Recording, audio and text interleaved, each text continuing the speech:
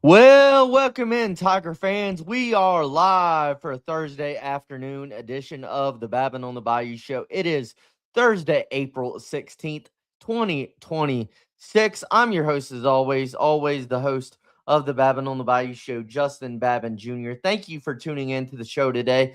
Gonna do our preview for the LSU baseball weekend a day early. We're gonna do our LSU baseball weekend preview today. The Tigers take on a top 10 team in the country in the Texas A&M Aggies in a 3-game home series in the box this weekend. I'm excited for it. I'm excited to break it all down.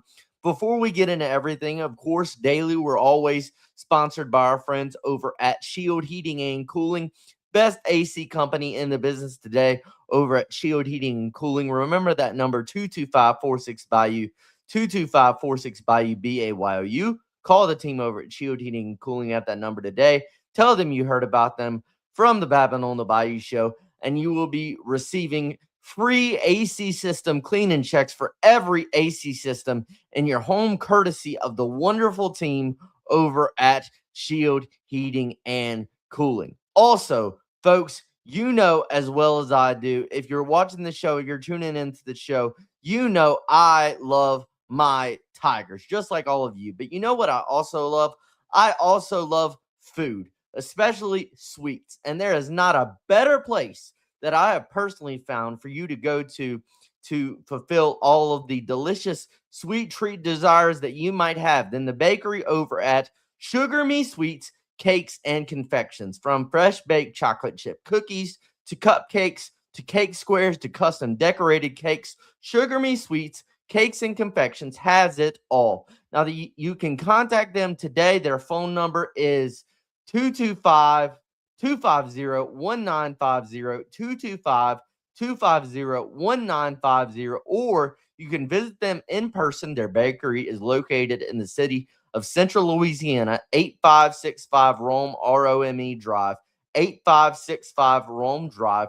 They always have a storefront that is always fully stocked for all of your last minute dessert needs. And they do great work. They're the best bakery around. That's Sugar Me Sweets, Cakes, and Confections. Call them or stop by today, located in the city of Central. They do great work, and we're so excited that Sugar Me Sweets, Cakes, and Confections is a sponsor of the Babin on the Bayou show. Okay, got a lot to break down on the show today. Going to break down this Texas A&M series. I know I see Joker is in the chat. I see Randy's in the chat. I see AP's in the chat. What's up, my friends? What's up, my friends? Hope you're doing well. Um, little bit of programming update. We usually do our pregame / weekend preview show on Friday. We will not have a show on Friday. The reason why I can say this now is tomorrow night I have a really, really fun opportunity, an opportunity that I am grateful for, that I am so excited for. I've been looking into getting back into doing some commentary. If you don't know, my senior year of high school, I did a little bit of play by play my senior year of high school, and I wanted to get back into it and see where that goes. So I've been talking to some people, and I will be on the commentary team tomorrow night, broadcasting on the commentary team for a high school baseball game for my local high school, Central born, Central raised, and I graduated from Central High School, and they got a high school baseball game tomorrow night, and I'm going to get the awesome opportunity. I'm going to be blessed with the opportunity to be on the commentary team tomorrow night, something that I'm very, very excited about, and hopefully I'll be able to do some more commentary in the near future, and hopefully opportunities in different areas um um come along. But I'm really excited for tomorrow night. But we won't have a show tomorrow. Just wanted to let you know that that's why we're going to do the LSU Texas A&M preview um tonight. Yeah, Saint Amand. They're taking on Saint Amand tomorrow night, Joker. They will be. I'm gonna actually be there tomorrow night in person, able to do commentary and call that game. I'm really very, very excited about it. Uh let's see. My high school? Oh, your high school? You went to Saint Amand Joker? Wow, I didn't know that. I didn't know that. Yeah, we're Central versus Saint Amand tomorrow night in the first round of the high school baseball playoffs. I'm excited to be there, excited to be in person and get into more commentary, play by play potentially, and more opportunities in the future. Potentially, we'll see. It's all in God's hands, and He'll take it where He wants to take it. But let's get into the show today.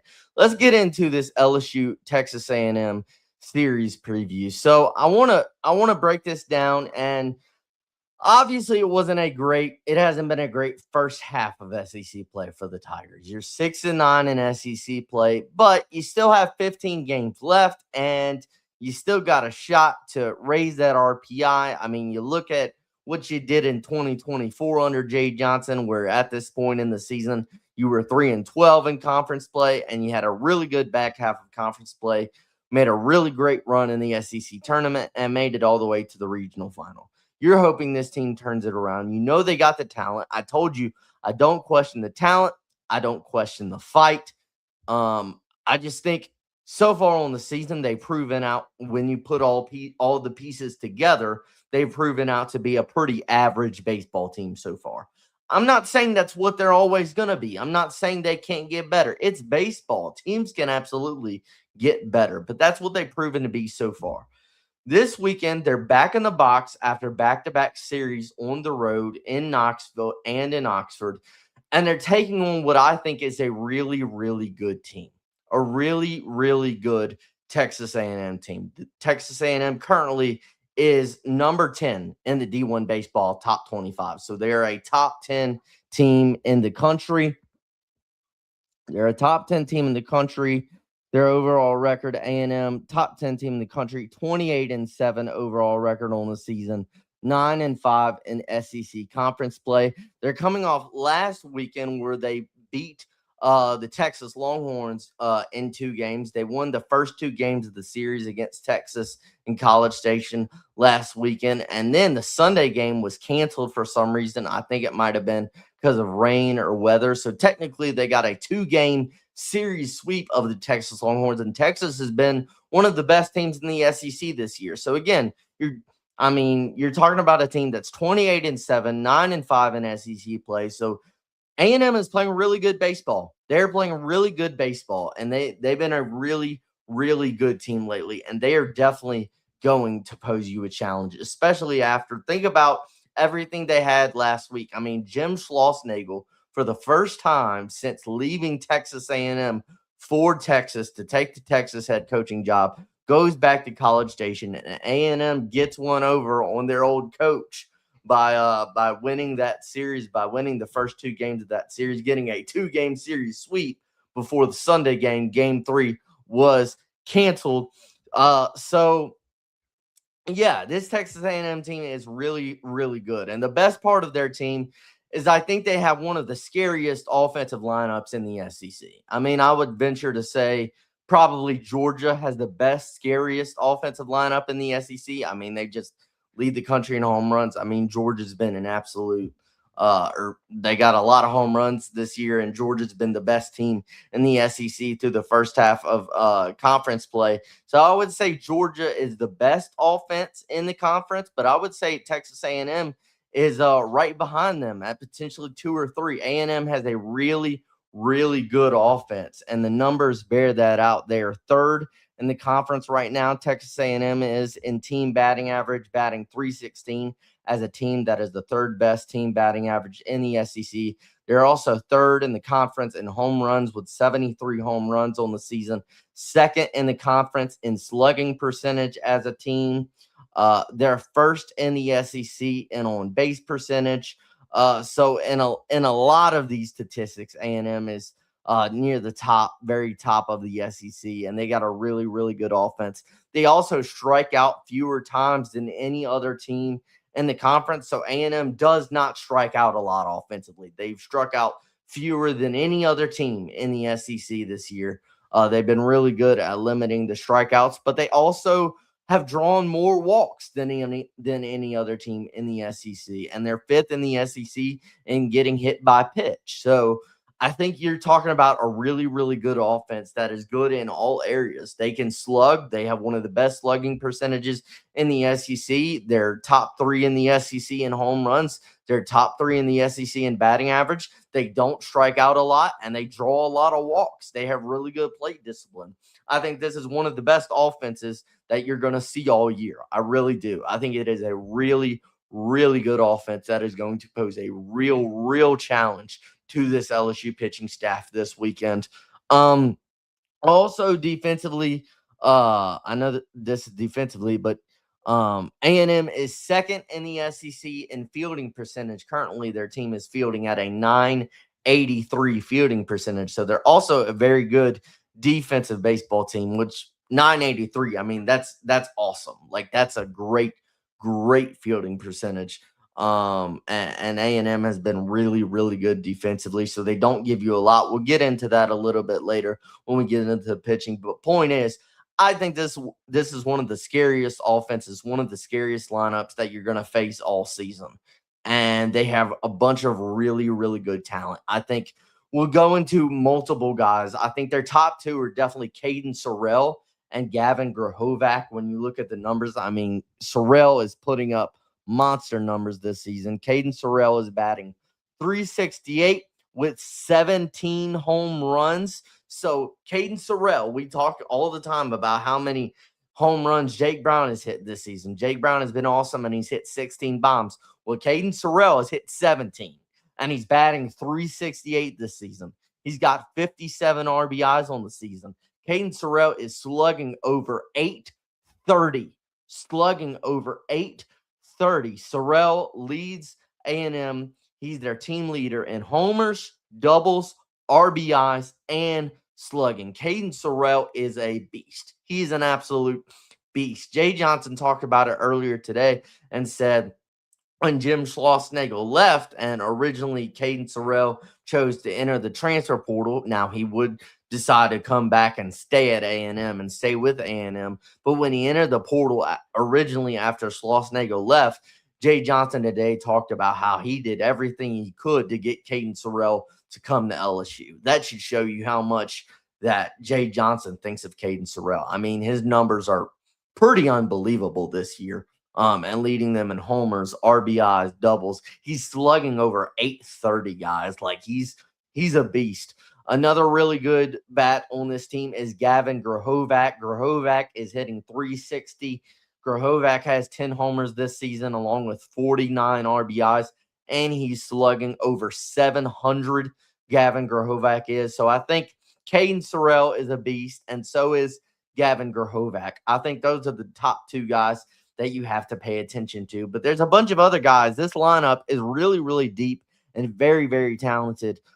Jake Dewar is batting 344 on the season with 10 doubles, 4 bombs, 36 RBIs on the year. Jake Dewar is slugging 531. Jake Dewar has also drawn 30 walks on the season. So we talked about a team that leads the SEC in walks drawn and has really good plate discipline, along with a team that has really, really great slugging numbers as well. Well, Jake Dewar has drawn the most walks, more walks than anybody in Texas A&M's lineup.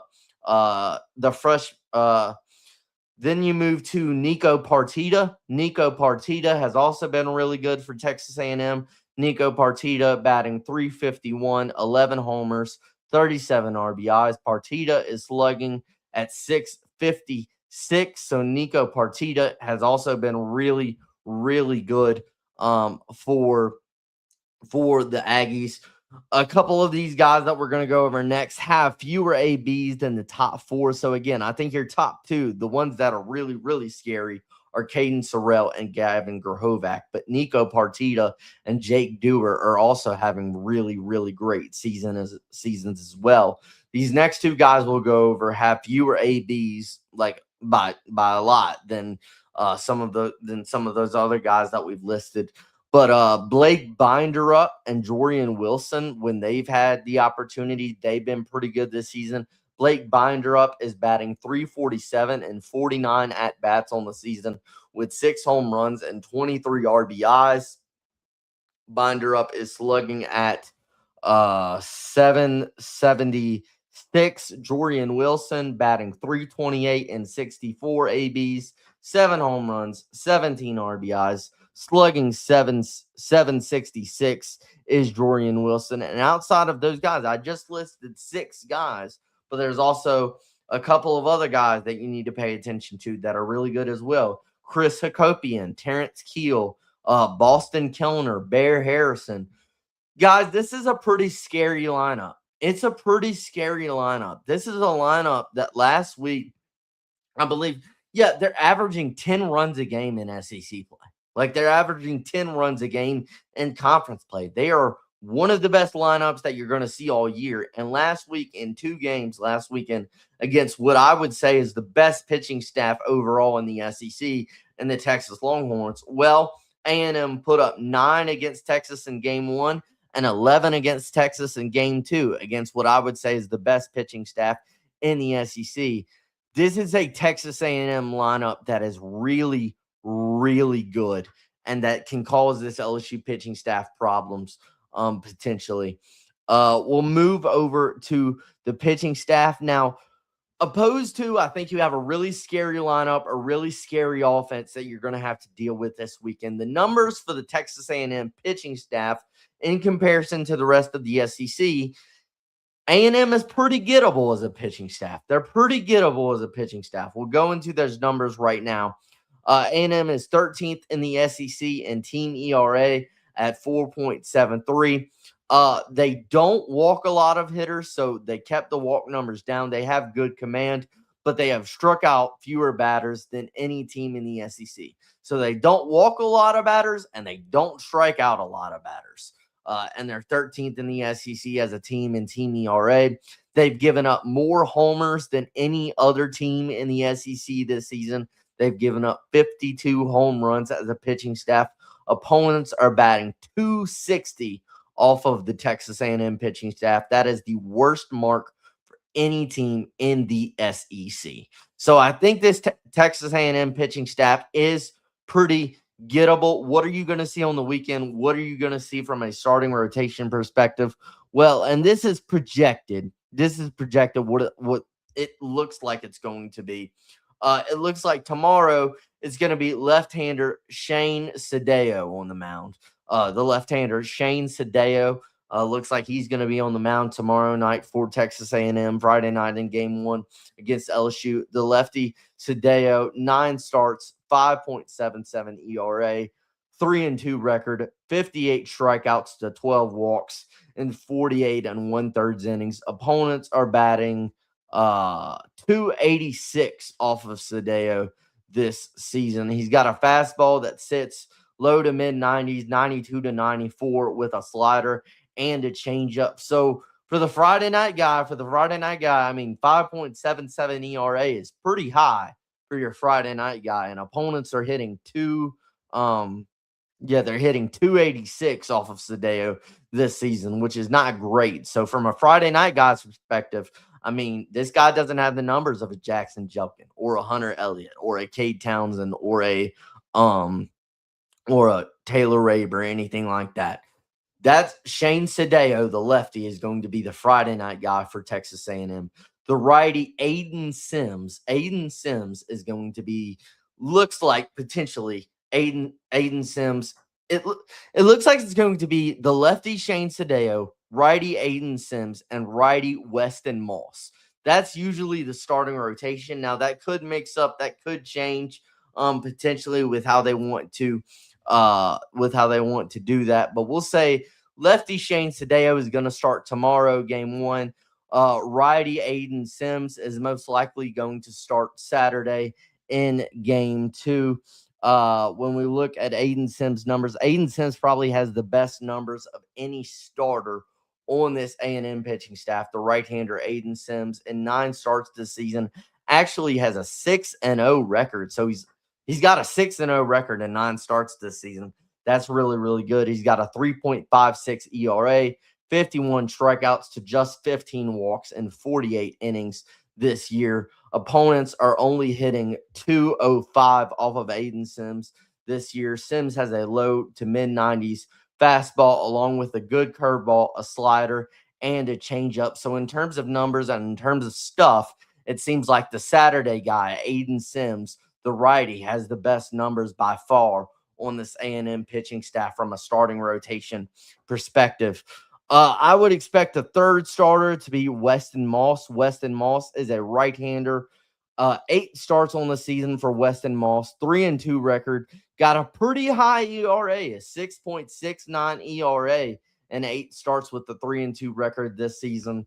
35 strikeouts to 13 walks and 36 1/3 innings this year. Opponents are hitting 292 off of Weston Moss this season. Moss has a heater, kind of low to mid 90s, sitting around 92, 93, 94 on his fastball. He's also got a slider and a changeup as well. So I think from a starting rotation perspective, I mean, Aiden Sims has the best numbers. He's got an ERA in the mid threes, but the Sunday guy, typically Moss, has an ERA of 6.69. And then the Friday night guy, Shane Sadeo, has an ERA of 5.77. That's pretty high. That's pretty high for this A&M pitching staff. There's 2 relievers that I wanted to point out. I think the best reliever that you'll see a lot this weekend, the best reliever on this A&M pitching staff is Clayton Freshcorn. Clayton Freshcorn, the right-hander. Freshcorn has 15 appearances, all out of the bullpen this year, a 2-1 record, a 1.96 ERA for the right-hander Clayton Freshcorn this season. He's got 27 strikeouts to 4 walks in 23 innings this season. Opponents are only hitting 202 off of Clayton Freshcorn. He's got a heater that's going to sit at 94 to 95 miles an hour with a sharp slider. So 1.96 ERA for the right-hander Clayton Freshcorn. He's also got 7 saves on the season out of the bullpen for this Texas A&M team. So he's the best reliever that you're going to see out of the bullpen for Texas A&M. Another guy I'll throw in here, I'll mention the right-hander Gavin Lyons. Right-hander Gavin Lyons, 4.87 ERA, 5-0 record in 16 appearances. 3 of those 16 appearances have been starts, 32 strikeouts to 9 walks and 40 2/3 innings. Opponents are batting 280 off of Gavin Lyons this season. I think as a pitching staff, man, I really think numbers wise and with what they've done on the season, some of these guys have really struggled in SEC play. I think they're gettable. I think they're gettable this weekend. I think they're a lot more gettable than what you saw last weekend from Ole Miss. Ole Miss is one of the best pitching staffs in the SEC. And in terms of numbers and in terms of what they've done on the season so far, A&M's pitching staff is towards the bottom of the SEC statistically. And when you look at what they've done so far. So I think it's gettable potentially for this LSU lineup. We'll get into a few more things here. Let's see. David Bouillot. What's up, my friend? What's up, David? What's up, my friend? How are you doing, sir? Thank you guys so much for being in the chat today. We'll get to some of my overall thoughts on the weekend. But before we get to some more of my overall thoughts on the weekend, I want to tell you, Babin on the Bayou is also very proudly sponsored by Devin Nola and his team over at Nola Plumbing and Construction. Nola Plumbing and Construction. They're a great team. They deliver consistent, high-quality work. They're known for being trustworthy, dependable, and reliable. Nola Plumbing and Construction, Devin Nola and his team over there, they do such a great job. If you're in the Baton Rouge area or the surrounding Baton Rouge area and you have any plumbing needs, then contact Nola Plumbing and Construction today. Their number is 225-512-2900, 225-512-2900. Again, Devin Nola, the team over at Nola Plumbing and Construction, his team, they all do such a great job. And if you have any plumbing needs, then call them today at 225-512-2900. Again, Nola Plumbing and Construction. We are very, very happy and excited that they are a sponsor of the Babin on the Bayou show, NOLA Plumbing and Construction. All right, hold on here before we get into.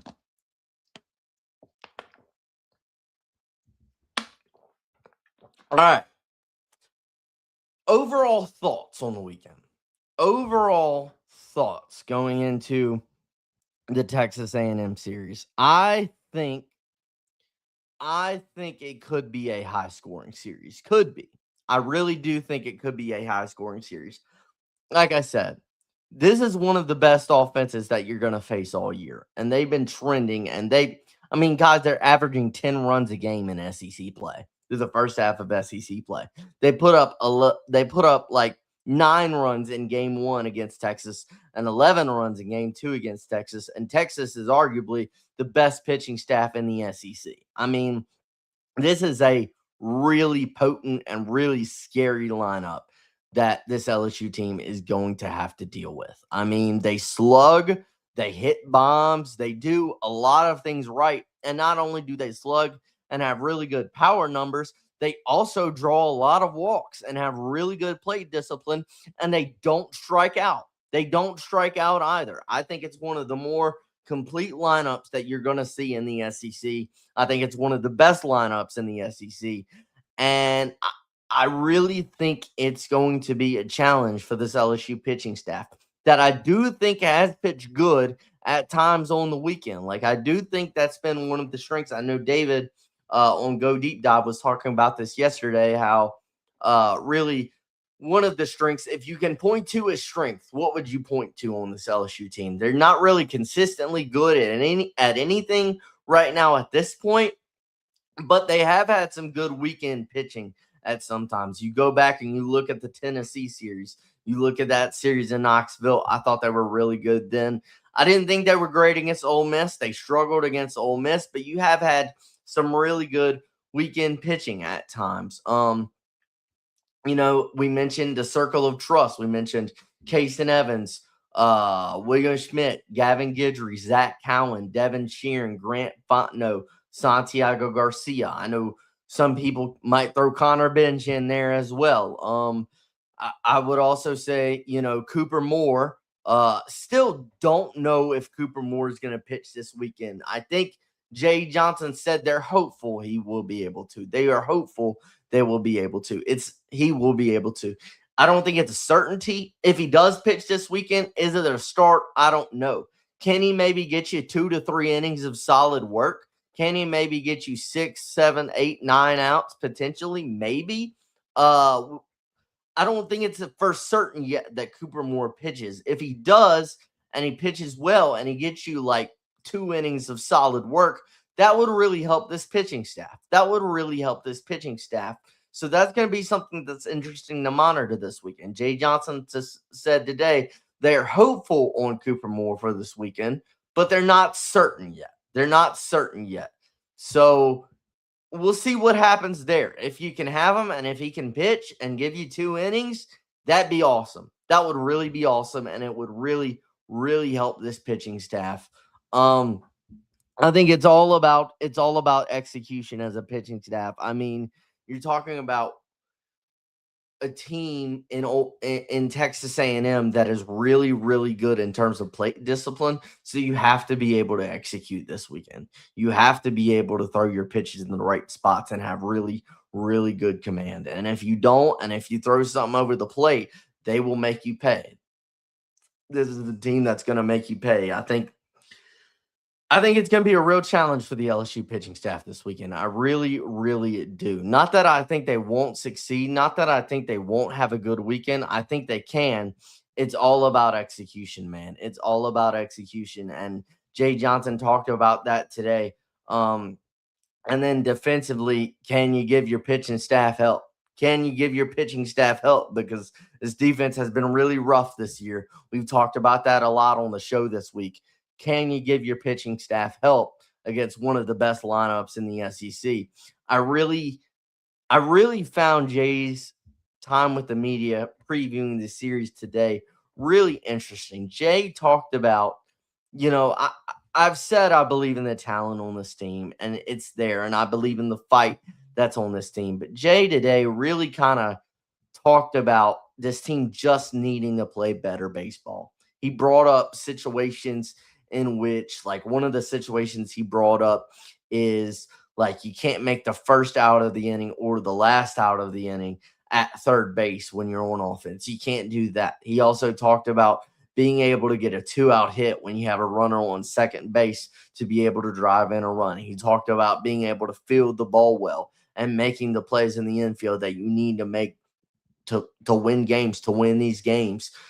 It's about execution with this baseball team. I do believe the talent's there. Like, I believe it. They haven't been executing at a high level, especially defensively and offensively. I've talked about it. You can hit the home run ball. You can hit the long ball, and you're successful at that at sometimes. But can you manufacture runs in different ways? I mean, Jay talked about that today when you have, like Jay mentioned, can you get a base hit when you got a runner on second and 2 outs? When you got runners in scoring position with less than 2 outs, can you move those runners over and get them in? You can't just solely rely on the long ball. We've seen this offense have great games in conference play. Sunday against Kentucky, Sunday against Tennessee. The Sunday game they had in Nashville against Vanderbilt was really good. They had one inning where they put up 7 runs last Sunday in Oxford, but I think it's not been consistent at all. It's been totally inconsistent. This team, I said it yesterday, they can get really hot, they can get really cold. There's really no middle ground right now. There's no in between right now. And it's so, I mean, you got to be able to execute better. And Jay really talked about that today and talked about his team just needs to play better baseball. And he was like, I know that sounds simple, but like all of these mistakes that we're making are really costing you. Like, you know, the base running mistakes that you made a few base running mistakes over the last 4 games. You know, just not being able to be clutch in 2-out hitting situations, not being able to bring runners in, and your defense has been an issue. Your defense has to be better if you're going to turn this around. If you're going to turn this around, you got to be a little bit better defensively. It's been atrocious. It's been atrocious defensively, especially in the infield. What do I think is the biggest key to this weekend? I think this weekend, honestly, I think this weekend the offense needs to have a big weekend. I think they really need to have a big weekend. This is an A&M pitching staff that is absolutely gettable. I'm not saying they don't have good arms. They have decent arms, like Shane Sadeo, like Weston Moss, Aiden Sims. I would say, like, the right-hander out of the bullpen, Clayton Freshcorn, has a 1.96 ERA and 7 saves this season. He's been really good. I'm not saying they don't have good arms, but collectively, this pitching staff is gettable. And this pitching staff and some of these starters have indeed struggled in SEC conference play. You got to be able to capitalize this weekend, man, because on the other side, your pitching staff is facing one of the best offenses in the SEC. Help them out. You got to help them out a little bit this weekend. I think the biggest thing going into this weekend, absolutely, is you got to produce offensively. You got to produce offensively this weekend against the pitching staff that I do indeed think is gettable. You got to be able to execute. You got to be able to get runs in. This pitching staff doesn't strike a lot of batters out. They don't walk a lot of batters. So they're not going to really give you much in terms of walks. I mean, they have not walked a lot of batters this season. They've been really good in terms of command. They also have one of the best fielding teams, one of the best defenses in the SEC. So they're not going to reward you with defensive errors. They're not going to reward you with walks or hit by pitches or any of that. You just got to be able to hit this weekend. You just got to be able to hit. Go out there and hit. Go out there and hit. We know you can. We've seen you put up 18 hits in a game, 19 hits in a game before, you know, here or there. It's not been consistent lately, and it's not been consistent in conference play. This weekend, I think there's a lot of weight on this offense to perform this weekend. I really, really do. I think that's my biggest key of the weekend is, can this offense take advantage of a pitching staff that, in comparison to the rest of the SEC, is pretty gettable. I really think that's very key for this offense this weekend to perform, to be consistent, and to perform at a high level. I am I, I'm concerned a little bit about you facing an offense that is averaging 10 runs a game in their first 15 conference games of the year. Like, that's a little bit of a concern. And I do think your pitching staff on the weekend has been good at times. But when I look at this A&M team, when I look at what they do offensively, they do a lot of things well. They slug, they hit for power, they don't strike out. They draw a lot of walks, so they have really good plate discipline. I think it's going to be a challenge this weekend. It's certainly going to be a challenge this weekend, and I think this pitching staff can succeed. They've got to be able to execute, and your offense has got to be able to help them out. Your offense has got to be able to help them out. Gets a pitching staff that I think is gettable and that you can get after. I think that's the biggest key of the weekend is can the offense produce and can they consistently produce, right? Because you look back to that Sunday game against Ole Miss. You put up 7 runs in the 7th inning, but in 8 of the 9 innings of that game, the offense was completely lifeless. In 8 of the 9 innings of that game, you got to be consistent this weekend. And I think there's a lot of weight on the offense and on the lineup to produce and help your pitching staff out because your pitching staff is facing a scary offense on the other side of the ball. I think it's one that they can have success against. I do believe in this pitching staff. And I've talked about the circle of trust a lot this week, and I do believe in those guys, but your offense has to help them out. Your offense absolutely has to help them out this weekend. And I think that's the biggest key of the weekend. I think you need a really, really good, really productive weekend at the plate. I think that's the biggest key. I think that is the biggest key this weekend. Can you be consistent? Now, I know Jay Johnson was talking about, he was asked about Trent Caraway, the status for Caraway and Seth Darder earlier today. And I believe he said yesterday they were not able to practice. So I still think Caraway and Darder are definitely a little bit banged up. So I think you'll still see Braden Simpson potentially go back out there at second base. I mean, I know it looked like Simpson and Jay got in an argument after that terrible base running mistake on Tuesday night, and I understand that. But Simpson had a big hit in the 7th inning on Sunday against Ole Miss that drove in 2 runs, and then he had his first homer of the season Tuesday night against Northwestern State. So if Seth Darder and Trent Caraway are still a little banged up and can't go, I think you'll still see Braden Simpson out there at second base, and I think you just got to be consistent as a lineup this weekend. I think this weekend, above all other weekends, against considering the offense that your pitching staff is facing and considering the pitching staff and the numbers that you're facing offensively, you got to produce at the plate. You got to produce at the plate this weekend against the pitching staff that I think is gettable. I think is absolutely gettable. And you got to be able to produce in clutch situations. It can't just be the home run ball. It cannot just be the long ball. You got to be able to produce and manufacture runs and be able to execute in clutch situations. I'll give my pick this weekend. I've picked LSU in a lot of series. I've picked them in a lot of series, and it hasn't gone that well for me. So we're gonna try to do a little bit of reverse psychology. I'm gonna say Texas A&M takes 2 this weekend. I'm gonna say A&M takes 2 this weekend. Try to do a little bit of a reverse psychology. Again, this A&M lineup, I mean, they're averaging 10 runs a game in the first half of conference play.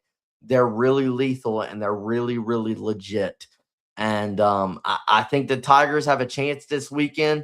And if it's going to come from execution and big numbers and big production on the offensive side of the ball this weekend.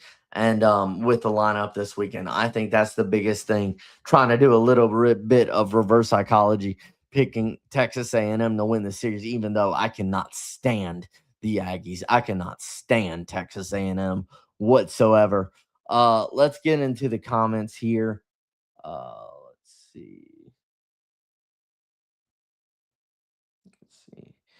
It's really the only hope. Let's see. I'm trying to see who is that TNT trade, TNT trade or something.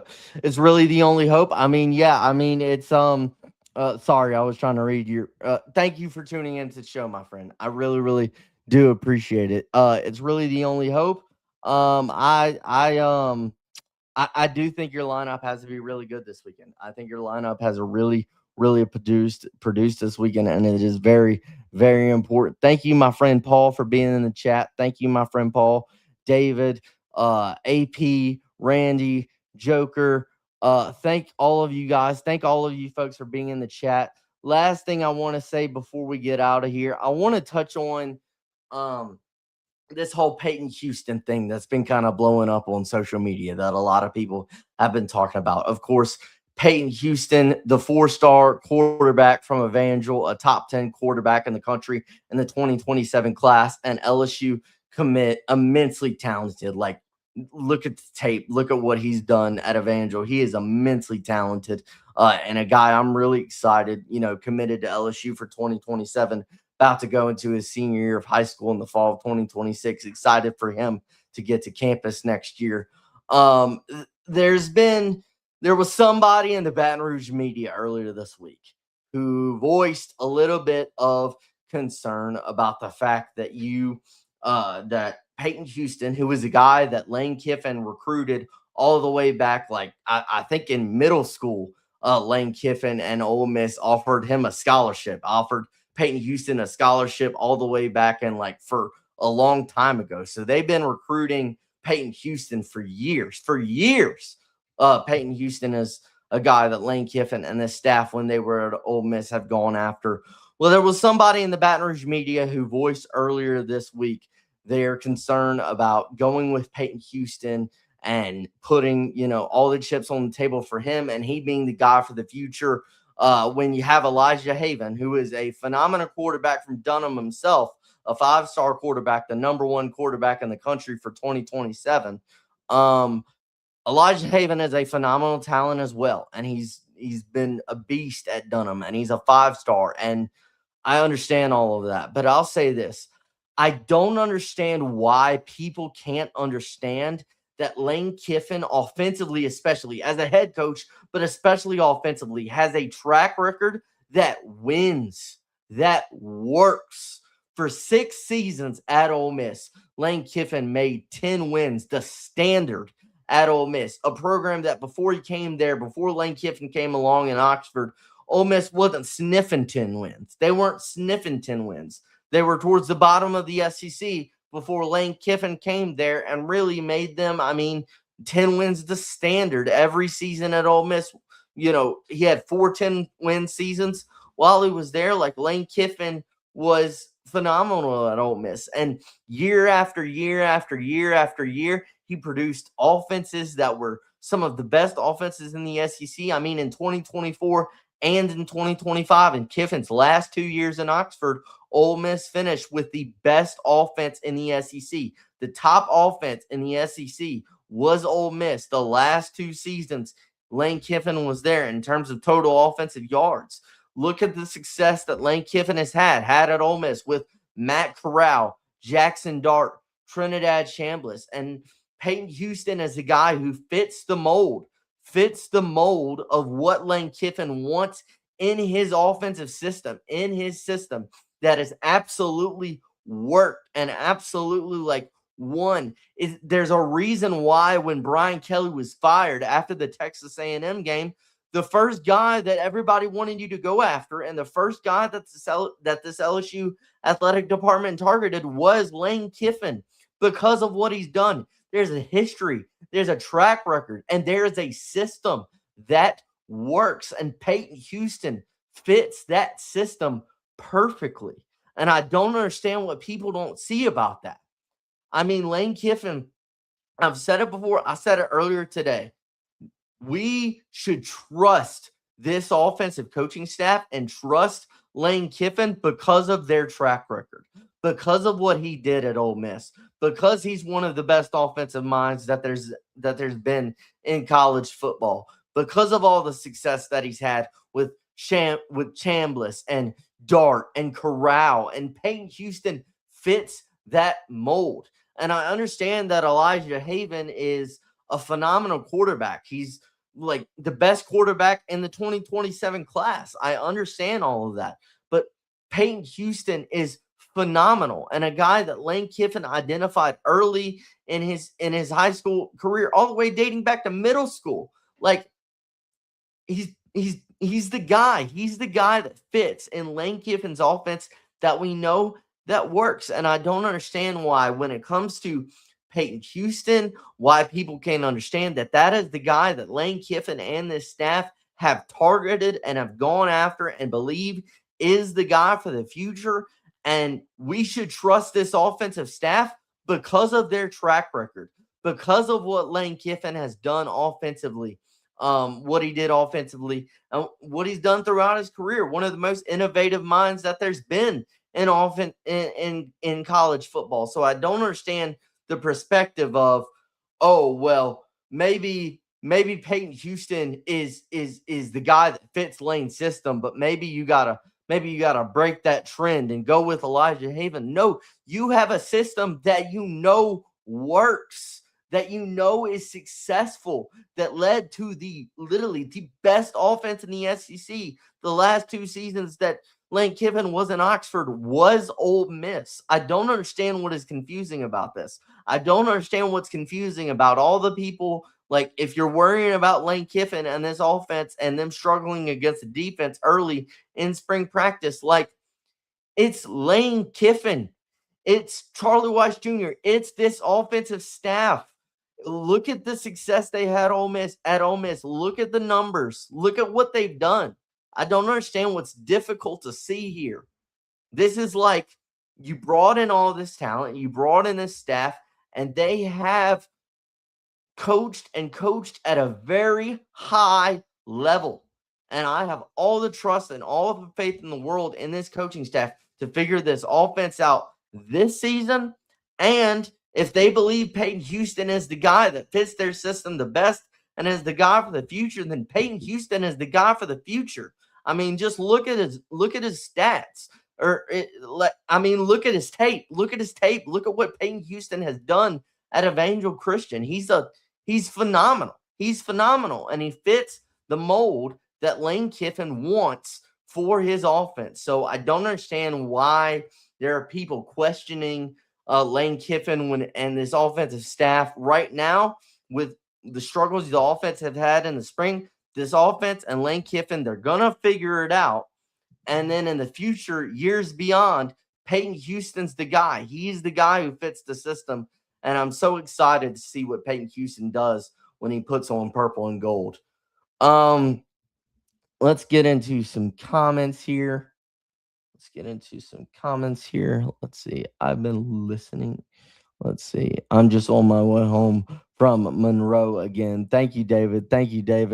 You can say his name, LOL. Yeah, I mean, it was Moscona. It was Moscona who was saying it earlier this week. And I understand he's one of the biggest voices in Baton Rouge, and I understand all of that. But it's like, I don't understand right now what the confusion is with people like, oh, well, the offense is really struggling. First of all, as I said the other day, the offense should be the defense should be winning at this point. With all of the staff and all of the players that you have returning on the defensive side of the football, and then on the offensive side of the football, you've got a brand new offensive staff, you've got a brand new offensive roster, and you don't even have your starting quarterback right now. And you got an offensive staff that has, what have they done? They have won, and they have a track record, and they have a system that works at a high level. And Peyton Houston fits that mold, and he fits that system. Trust the guy you're paying $100 million. Absolutely, Paul. Absolutely. Pop fits a Kiffin offense. Absolutely he does. That's the whole point. He fits Lane Kiffin's offense, an offense that we know, a system that we know works. And Peyton Houston absolutely fits that, and I'm excited for what he's going to do when he gets on campus in 2027. Really excited for that. I'm going to get out of here. Again, no show tomorrow. few things. Paul's show, Walk It Off Talk, coming out at 6 o'clock. So should be in like 10 to 15 minutes. Go and check that show out. Go and watch Paul Walk It Off Talk. He does a great job over there. And then AP with Timeouts and Tangents is going live at 7:15 with the boys over at Tingle & Co. Noah and the boys. Really excited to watch that one. That one's going to be very fun tonight at 7:15. So tune in to Paul's show, Walk It Off Talk, at 6. Tune in to AP with Timeouts and Tangents at 7:15 with the boys from Tingle & Co. I thank you folks, as always, for tuning in to the Babin on the Bayou show. Not going to have a show tomorrow, so I hope you have a wonderful, wonderful weekend. Let's hope the Tigers can get back on track and turn this thing around. It's going to be hard against a really, really good team and one of the scariest offenses in the SEC. But thank you, folks, for tuning in. Hopefully the Tigers can get it done this weekend. Do me a favor, folks, if you can, like the video, share the video, subscribe to the YouTube channel. Just leave a like below. And thank you, folks, as always, for tuning in. Go Tigers. God bless. Have a wonderful weekend. Babin on the Bayou out.